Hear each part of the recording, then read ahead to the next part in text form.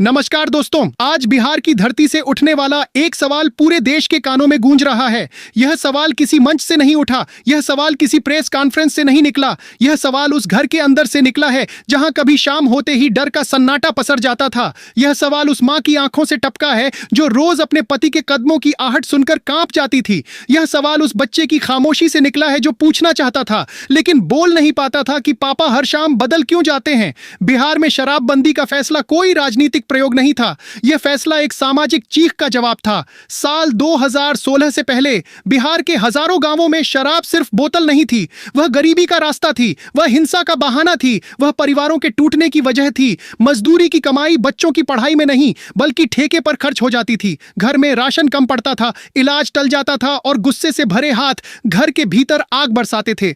महिलाओं ने सबसे पहले यह बोझ झेला, उन्होंने सहा, उन्होंने चुप्पी ओढ़ी। लेकिन एक वक्त ऐसा आया जब यह चुप्पी टूट गई।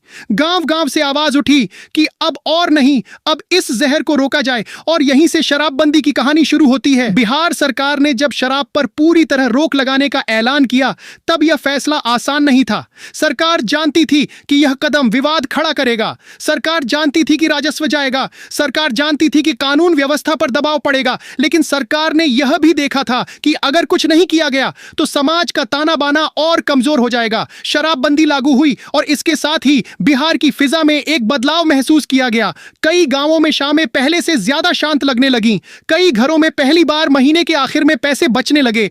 कई महिलाओं ने यह कहा कि अब उन्हें रात से डर नहीं लगता। कई बच्चों ने अपने पिता को होश में देखा। यह तस्वीर किसी प्रचार की नहीं थी, यह जमीन से उठी सच्चाई थी। लेकिन यह कहानी सिर्फ उजले रंग की नहीं थी। शराब बंद होते ही अवैध कारोबार ने अपनी जड़ें फैलानी शुरू की। सीमावर्ती इलाकों से शराब की तस्करी बढ़ी। कुछ लालची लोगों ने जहरीली शराब बनाकर लोगों की जान ली और यहीं से शराबबंदी पर सवाल उठने लगे। कुछ लोगों ने कहा कि यह कानून नाकाम है, कुछ ने कहा कि यह फैसला वापस होना चाहिए। लेकिन अगर हम ईमानदारी से देखें तो यह कानून नहीं टूटा था, सिस्टम कमजोर पड़ा था। यह वही सिस्टम था जो पहले भी कमजोर था। फर्क सिर्फ इतना था कि अब उसकी कमियां खुलकर सामने आने लगीं।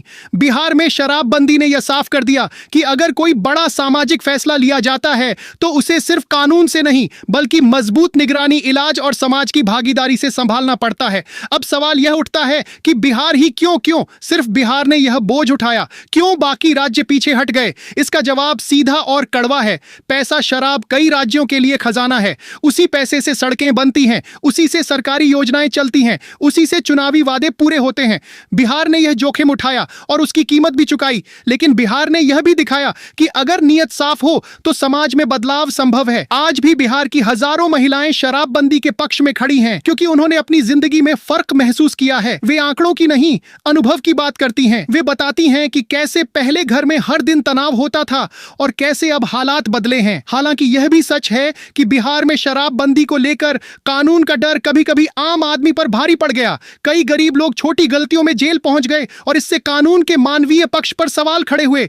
यही वह मोड़ है जहां शराबबंदी को सुधार की जरूरत है, न कि खत्म करने की जरूरत है। शराबबंदी का मतलब सिर्फ बोतल पर ताला नहीं है, इसका मतलब है नशे से आजादी, इसका मतलब है इलाज, जागरूकता और पुनर्वास। बिहार में अब यह बहस तेज है कि कानून को कैसे ज्यादा इंसानी बनाया जाए, कैसे असली अपराधियों पर सख्ती हो और आम आदमी को राहत मिले, कैसे तस्करों और माफियाओं की कमर तोड़ी जाए और कैसे जहरीली शराब जैसी घटनाओं को जड़ से खत्म किया जाए।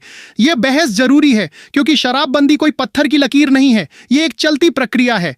अब पूरे देश को बिहार की तरफ देखने की जरूरत है, ना नकल करने के लिए और ना मजाक उड़ाने के लिए बल्कि सीखने के लिए, यह समझने के लिए कि सामाजिक बुराइयों से लड़ाई सिर्फ भाषण से नहीं होती। इसके लिए साहस चाहिए, राजनीतिक जोखिम उठाने की हिम्मत चाहिए और समाज को साथ लेकर चलने की समझ चाहिए। बिहार ने रास्ता दिखाया है, भले ही वह रास्ता कांटों से भरा हो। आज सवाल यह नहीं है कि शराबबंदी सही है या गलत, आज सवाल यह है कि क्या हम अपने समाज की कीमत आंकड़ों से तय करेंगे या इंसानी जिंदगी से? क्या हम यह मानने को तैयार हैं कि शराब से होने वाला नुकसान सिर्फ बिहार की समस्या नहीं बल्कि पूरे देश की सच्चाई है? और अगर हां, तो फिर बिहार को अकेले अकेला क्यों छोड़ा गया? शायद अब वक्त आ गया है कि देश शराब को सिर्फ राजस्व के चश्मे से न देखे, बल्कि उस बच्चे की नजर से देखे जो रात को डर के मारे सो नहीं पाता, उस औरत की नजर से देखे जो चुपचाप जख्म छिपाती है, और उस आदमी की नजर से देखे जो नशे में खुद को खो चुका है।